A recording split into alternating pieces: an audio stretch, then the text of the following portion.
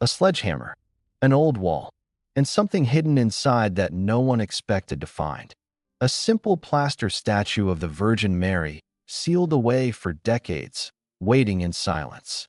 What happened next touched an entire family in ways they never imagined. A Virgin Mary miracle that began with one swing and quietly changed everything. Before we continue, share in the comments where you're watching from and what time it is there. Let's see how far the miracles of the Virgin Mary have reached.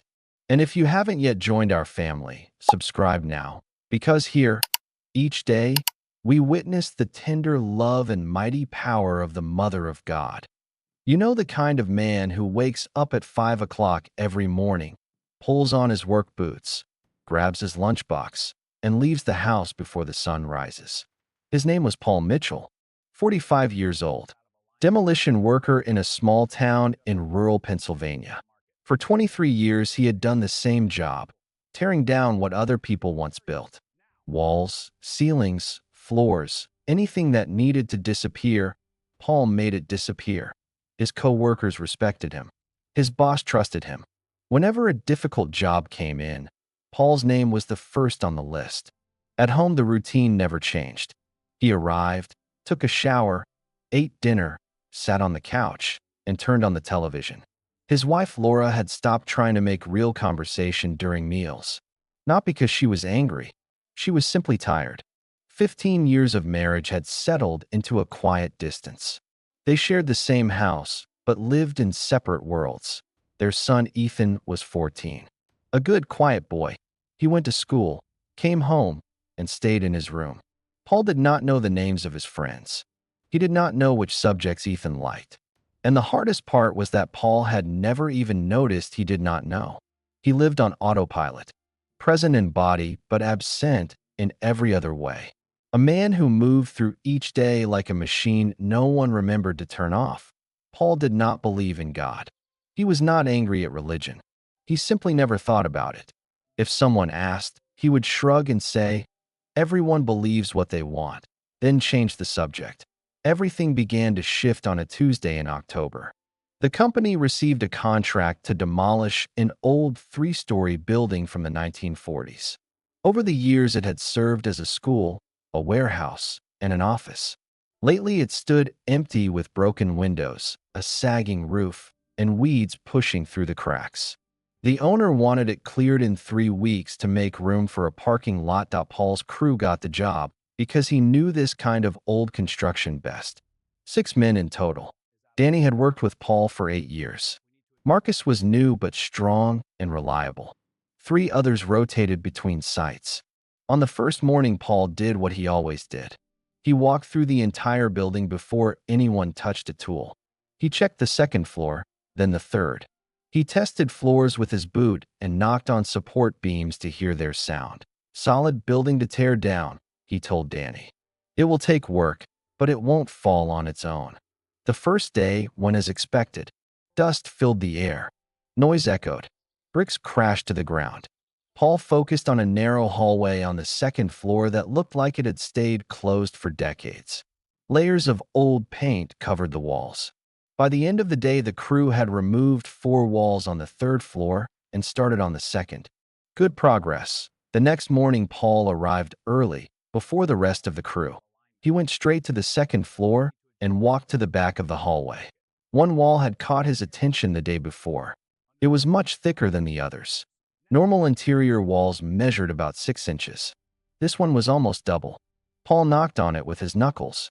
Most of the wall sounded solid, but at one spot about 3 feet from the floor, it rang hollow. When the crew arrived, Paul was already holding the sledgehammer. He swung once. Plaster cracked and fell away. He swung again. The hollow space opened wider. It felt like someone had built the wall around a hidden gap. "Hey, come look at this," Paul called. Danny walked over. Paul gave one more strong swing. The hole opened completely. Inside, protected by bricks on all 4 sides, sat a bundle wrapped in dark cloth and tied with old twine. Thick dust covered everything, the kind that only gathers over many decades. "What is that?" Danny asked. Paul reached in and pulled the bundle out. It felt heavier than expected. He set it on the floor and carefully opened the cloth. The twine fell apart almost by itself. Inside was a statue of the Virgin Mary, about 16 inches tall, made of plaster and painted by hand. She wore a blue mantle. Her hands were joined. Her face looked serene. The paint had worn in a few places, but the statue remained completely intact. Not a single crack. Danny made the sign of the cross. Marcus stopped and stared. One of the other men laughed and said they had found treasure, but no one else laughed. Something about the scene felt different. A perfect image protected inside a wall for decades while the building slowly fell apart around it. Paul looked at the statue, then at the hole in the wall. Someone hid this here a long time ago. Must have been 60 years or more, Danny said, studying the layers of paint. Who hides a statue inside a wall? Marcus asked. No one had an answer. Paul placed the statue on the crew's makeshift coffee table and went back to work. For him, it was just an old, beautiful object. Nothing more. At the end of the day, Danny asked if he could take it home for his mother. Paul told him to go ahead. But Danny had car trouble the next day and forgot about it. On Friday it rained, so the crew covered everything with tarps. The statue stayed behind on the table among coffee cups and sandwich wrappers. At the end of the shift, Paul looked at it again. Without thinking much, he picked it up and put it in the back seat of his truck. I'm not leaving it here to get ruined. He said to himself that on the drive home he stopped at a red light and glanced in the rearview mirror. The statue lay on the seat with its blue mantle facing up. Paul had never kept anything religious in his life. No cross, no medal, nothing. Now he had the Virgin Mary riding in his truck. Laura noticed the statue the moment Paul walked through the door. She stopped what she was doing and came straight over. "How beautiful," she said. "Where did you find this?" "Inside a wall at the demolition site," Paul answered. Laura took the statue with both hands. She turned it slowly and ran her fingers over the blue mantle and the worn edges of the paint. Every detail looked hand-painted. The building used to be a Catholic school, Paul told her. Someone built a wall around it and hid it there. Laura kept studying the statue for a long time. "I'm going to put this in the living room." She carried it to the living room and placed it on the shelf next to the family photo frame. She adjusted it, stepped back, and nodded. Perfect. Ethan was upstairs in his room and did not even know the statue had arrived. He only saw it the next morning when he came down for breakfast. He stopped in front of the shelf, looked at it for a few seconds, then continued to the kitchen without saying a word. Paul did not think much about any of it. To him, the statue was simply a curious old object he had brought home so it would not get damaged. End of story. Or so he thought. Life continued as usual for the next few weeks. At least that was what Paul believed. But then his body started sending signals. First came the deep exhaustion. Paul had always been strong. He carried heavy loads, climbed stairs all day, and worked long hours without complaint. Now, in the middle of the afternoon, a heavy fatigue would hit him. His legs felt like lead. His breathing grew short that he ignored it. Told himself it was just age. But it kept getting worse. One morning on the site, he felt a sudden tightness in his chest. It came fast and then disappeared. He stopped, took a deep breath, and went back to work. He told no one. Laura noticed the change. "You look pale," she said one Sunday. "I'm fine," Paul replied. "It's been weeks since you came home and could walk up the stairs without stopping," Laura said. "It's just hard work. It will pass." But it did not pass. 2 weeks later, Paul had to stop in the middle of a job. He sat down on an overturned bucket, hand pressed to his chest, waiting for the tightness to ease. Danny watched from a distance. Marcus stopped working. No one spoke, but everyone saw. That night, Laura did not ask. She told him, "Tomorrow you are going to the doctor." Paul went. The doctor ordered several tests. A week later, the doctor called and asked Paul to come back to the office to talk in person. You know that kind of call. The one that says nothing but tells you everything. Paul went alone. He parked the truck, sat in the waiting room, and waited for his name. When he entered the office, the doctor looked serious. He explained there was a problem with Paul's heart. It was not an emergency yet, but it was a clear warning. If Paul did not change his pace, things would get worse. He needed regular monitoring, medication, and much less physical strain. The doctor said it was not optional. Paul listened in silence. He took the prescription, shook the doctor's hand, and left. In the parking lot, he sat in the truck with both hands on the steering wheel, staring straight ahead at nothing. 45 years old. More than half his life already gone. And what had he done with it? Worked. Paid bills. That was it. When he got home, Laura asked how it went. Paul gave a short answer. Everything is under control. I'll take some medication and they will monitor me. He did not tell her the full details. That night, after Laura and Ethan had gone to sleep, Paul got up and walked to the living room. The room was dark. Only a little light came in from the street. The statue of the Virgin Mary stood on the shelf. Paul sat on the couch and looked at it for a long time. For the first time, he really looked. Not like someone staring at an object, but like someone looking at a person. He noticed small details he had missed before. A tiny golden star painted by hand on the edge of the mantel. Whoever made the statue had put care into every inch. It was not factory work. Paul thought about his own father. The same silence, the same absence, the same routine of coming home and disappearing on the couch. His father got sick when Paul was 30. In the final months, they tried to get closer, but they did not know how. They had lost too much time. When his father died, Paul was left with an emptiness he never filled. Now, 15 years later, Paul was repeating the exact same pattern with Ethan. A painful question rose in his mind. If something happened to him tomorrow, what memories would Ethan have of his father? The answer hurt. A father who never went to a school game, never asked about his friends, never sat down to talk. Paul looked at the statue again. He felt something he did not expect. The desire to speak. He did not know how, but the feeling was there. If you are real, he whispered, help me not to be like my father.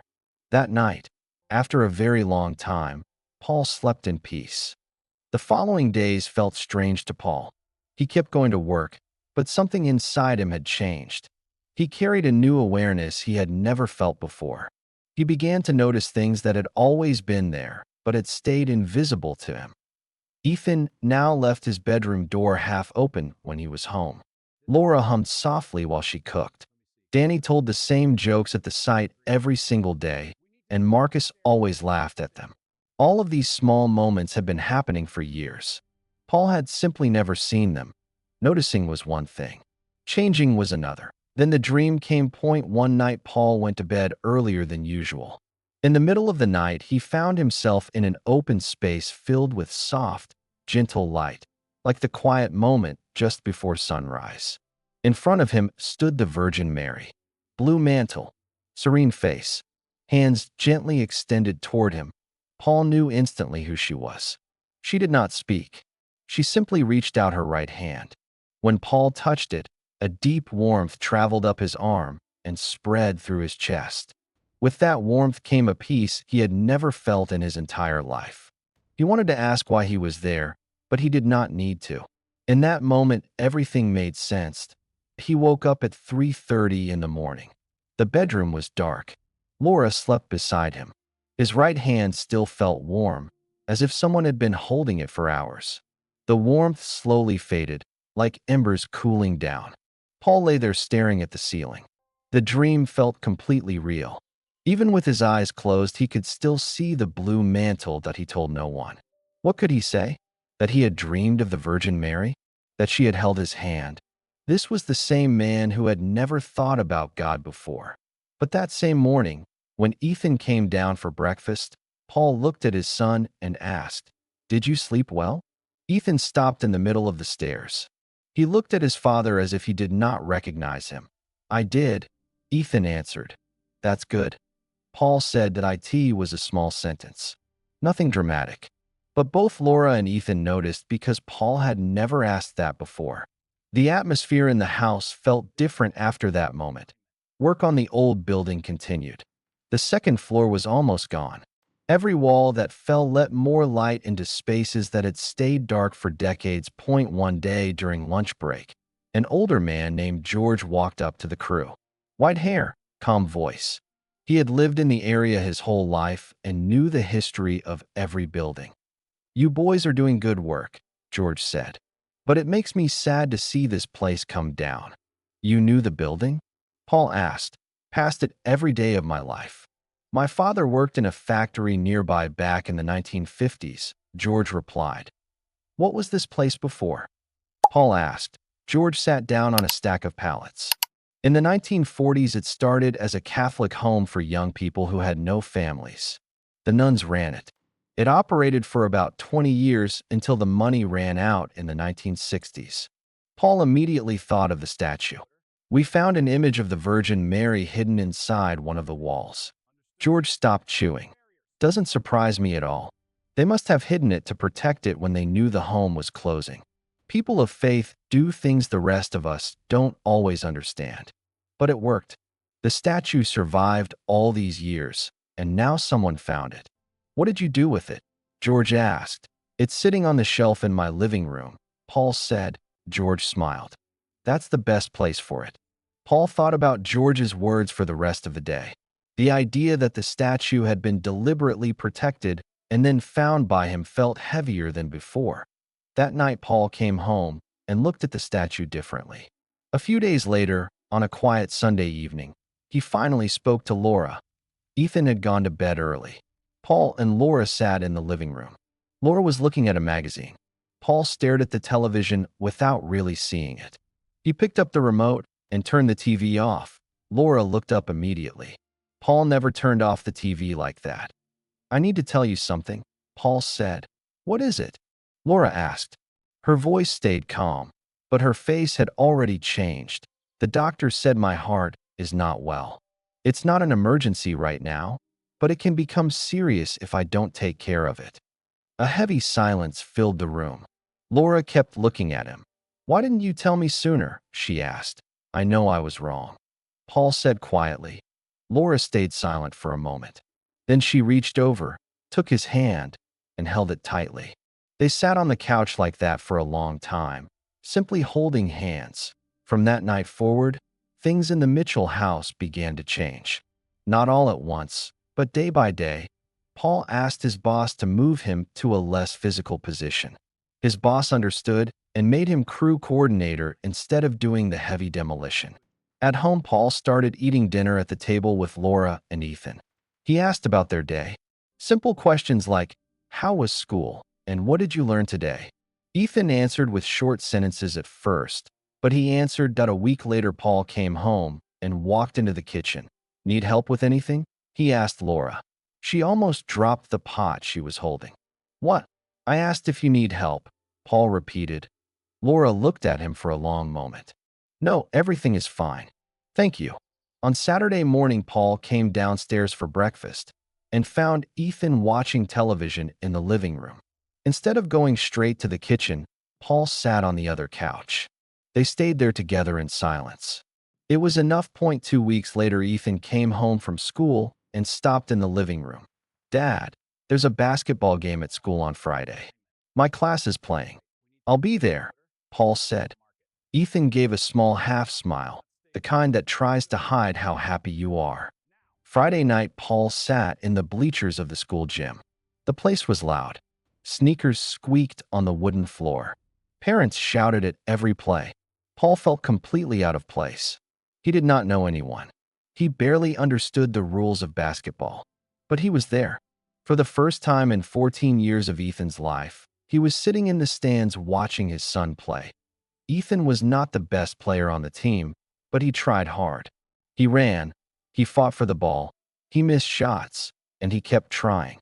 At one point, after coming off the bench, Ethan looked up into the crowd. His eyes moved across the rows of parents and stopped when they found Paul. He paused for half a second and gave a small wave. Paul waved back. His eyes filled with tears. The man sitting next to him noticed and said, "Your son plays well." "Thank you," Paul replied. When the game ended, Ethan came out of the locker room with his bag over his shoulder. He saw Paul waiting in the hallway and walked straight to him. In the truck on the way home, Ethan said, "We lost by 12 points. "I saw," Paul answered. But that pass you made in the second half to the left side was really good. Ethan turned and looked at his father. You were actually paying attention. I was, Paul said. Ethan did not speak for the rest of the ride.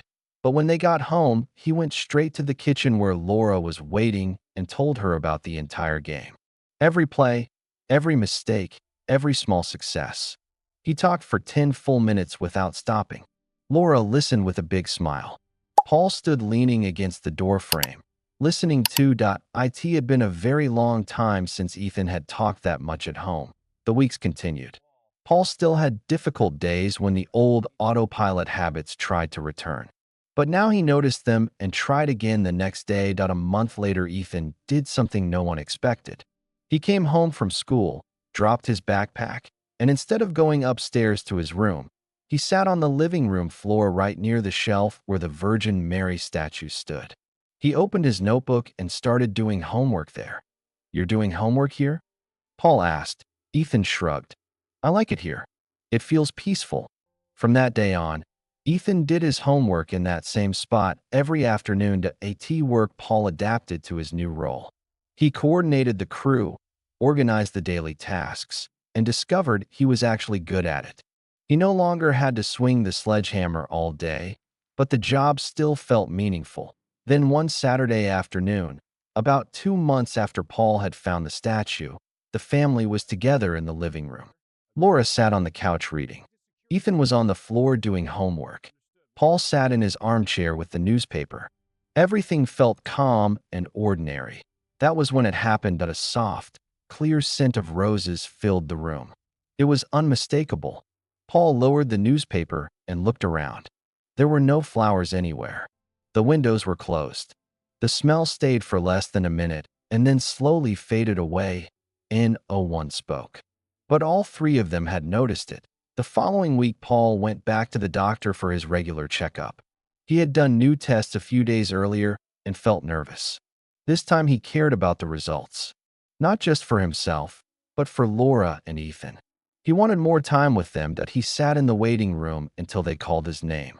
When he entered the office, the doctor studied the papers, checked the screen again, and stayed quiet for a few seconds. What is it? Is it bad? Paul asked. No, the doctor said. It's the opposite. The tests have improved a lot. The doctor turned the computer screen so Paul could see. He pointed to the old results on one side and the new ones on the other. The difference was clear and significant. If you keep going like this, the doctor said, in 6 months we may be able to reduce the medication. Paul stared at the numbers.